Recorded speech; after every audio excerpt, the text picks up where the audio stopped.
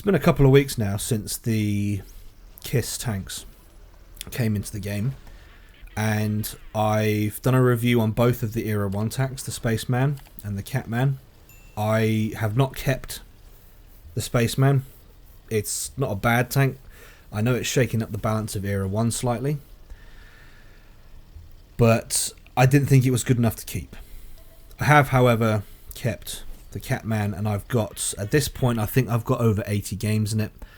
And the reason I've got so many games in it is because I am now using this as my primary crew trainer. And it's been very, very effective for me as a crew trainer. That's possibly because I like light tanks and I really enjoy playing in Era 1. The Catman is, what is it? It's an was it M42? I think it's an M42 turret. M42 SPAA turret. So, self-propelled anti-air, SPAA. Designed for shooting aircraft out of the sky, but in World of Tanks fashion, it's not doing that. It's shooting at ground targets. And it's the hull of a Type 62 Chinese light tank. So this is an odd one. Like I've said before, I am not a fan of these themed skins. You know, if it's pushing the boat out a little bit with making vehicles up that didn't exist, and then when you put these ridiculous skins on them, I think that's pushing it too far. I don't like this. I don't think this is necessary for the game at all. Well, from a player's point of view, I don't think it's necessary, but Wargaming need money and they'll do anything to get it, so we've got it. Simple as that. But from a playstyle point of view, I like this tank. I like the balance of it. The FV-107 is still king of the hill from a light tank point of view, in my opinion. The 107 will shred this thing. You can kind of fight back, but really you can only fight back from a rear aspect. If an FV-107 is coming directly at you, then the angle, especially with using auto aim or auto lock, RBRT, the front angle of the 107 means that the rounds will just bounce. The only way you can really take on an FV-107 or a 101 even in the Catman is to get behind it. And the 107's faster, the 101 is faster, so it's not easy. It's not an easy tank to play. But I have been enjoying it. I have now one-marked it, and I think in total, I know I've done, what was I was on 100,000. I know I've done over I think I've done over 1.5 million crew XP in the games that I've played. That is with crew boosts. I've got a lot of crew XP boosts saved up, so I've been using those. But this is a quality crew trainer, in my opinion, and that's why I've been playing it so much. Because with the upcoming changes to the game, I'm predicting that the crew skills are going to be a lot more unique to vehicles. Crew skills are going to be tailored a lot more to vehicles. And I'll just break from the conversation. You're seeing a 107 is behind me right now. And playing the game, I knew if I didn't do something, I was screwed. So this is why I've run back here to hide behind the IS-4. Yeah.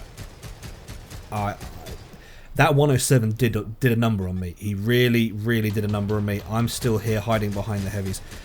So that gives you an idea that this thing is good, but it's not going to carry. Well, it could carry a game,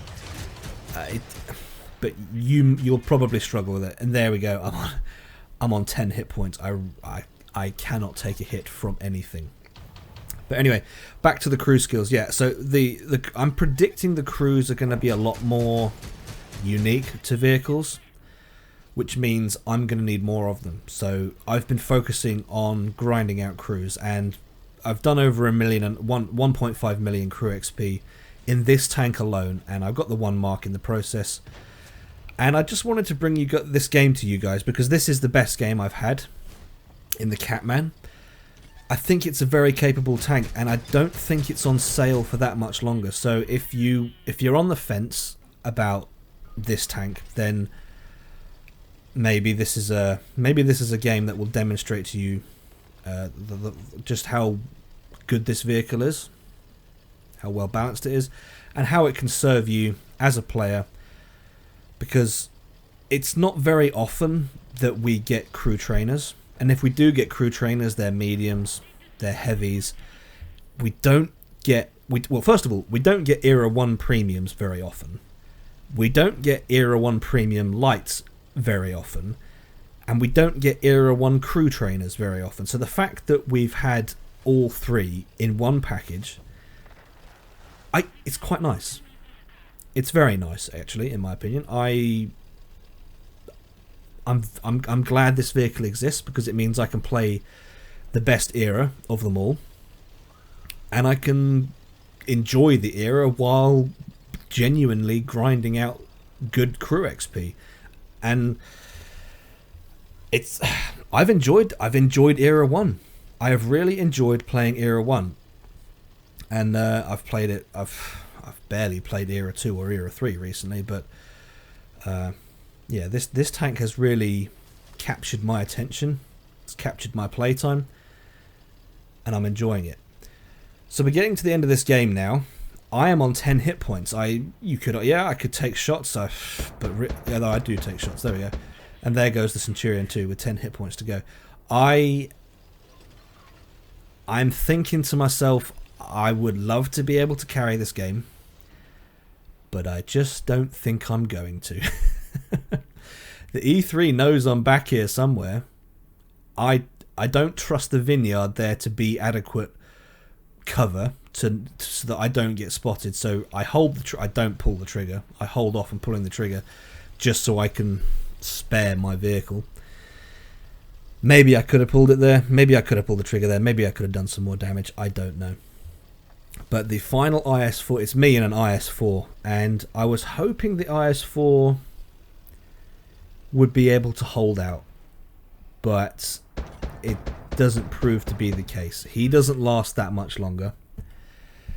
I forget what's on there. I think there's two I remember now. There are two E3s, a full health 4005, and an SU. So I'm being very careful here to not shoot twice from the same position. Well, if I do shoot twice from the same position, it's because I know the guy's not looking at me. But now it's a case of just doing what I can to support the IS-4, because I cannot run in, I cannot be close support. I've got 10 hit points. 10. That's a flipping sneeze and you're dead with 10 hit points. But yeah, the IS-4, I can't support him now.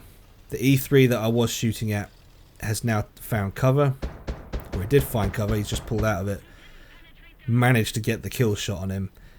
But yeah, if memory serves me right, that the IS-4 doesn't last. Unfortunately. I'd have thought an IS-4 could have taken an E3.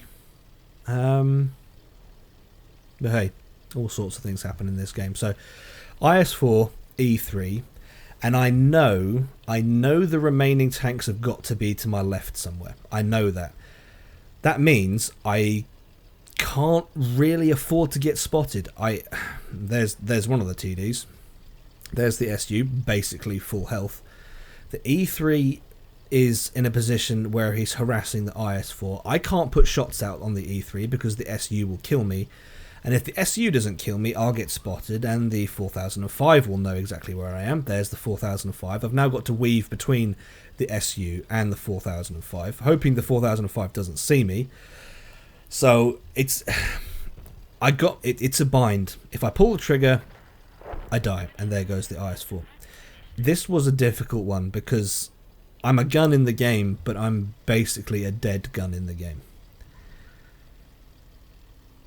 And now it's a case of I've just got to figure out how to best play this. The E3 knows I'm here, and his shot bounces off my rear end, which Lord knows how that was even possible. The SU knows I'm over here because I was spotted. Shooting through the trees means I don't get spotted while I'm putting rounds out on him. The E3 is sitting on the cap, which makes perfect sense. Now, again, got to think. map positioning. But if we look at what I've achieved, we are on over 10,000 combined, which is pretty darn good. That's very good. Taking a risk here, getting spotted again, targeted again. 4005 knows where I am. It's... This is almost, I want to say, guerrilla warfare now. It's find out where they are, hit them, and then disappear as quickly as possible, and then rinse and repeat the process. Never be in the same place twice. Do not be predictable. Hit as hard as I can while I can, and disappear while I've got the time to disappear. E3 is on the cap. I know that. SU and 4005. They were both almost full health, but not anymore. My plan now is to head down the H line, and I'll sit in the western end of this. What's this? A castle? Chateau? It's probably more of a chateau because we've got vineyards here. It's probably in France somewhere, or maybe Italy. I don't know. Anyway, sit on this corner, check the cap, and get the reset. That's all we needed. All we need is the reset. We don't need the kill. So that gives us another minute and a half of playtime. I got spotted. That means the SU knows where I am. The 4000, all three of them know where I am. And this here is where I think I make a slight mistake. My plan is to cut through the middle of the map. I see the SU on very low health. This is fine. Now I should have moved. I should have fully relocated, but what I thought I could get away with was reloading and taking out the SU, because I left him on 190, 180 something. I thought I could get the kill. Got too bold, too brave, and the 4005 gets me. But there we go. That is the 10,000 combined game. The best game I've had in the Catman, and that earned me, as you can see there, 32,000 crew XP. This crew here, I finished this crew and I've started a new one. When I started grinding with the Catman, I was only on 100,000 XP on this crew. So I finished the 1.5 million, 1.4 technically, and then I've earned a bunch more on other crews. So it's a good crew trainer. And if you want a good crew trainer in Era 1, then I do recommend this one. It's been very effective for me. If you like light tanks, then I can imagine it'll be very effective for you. So there you go, guys. If you have enjoyed this video, please leave it a like. If not, a dislike. Subscribe if you haven't already. And I'll catch you in the next one.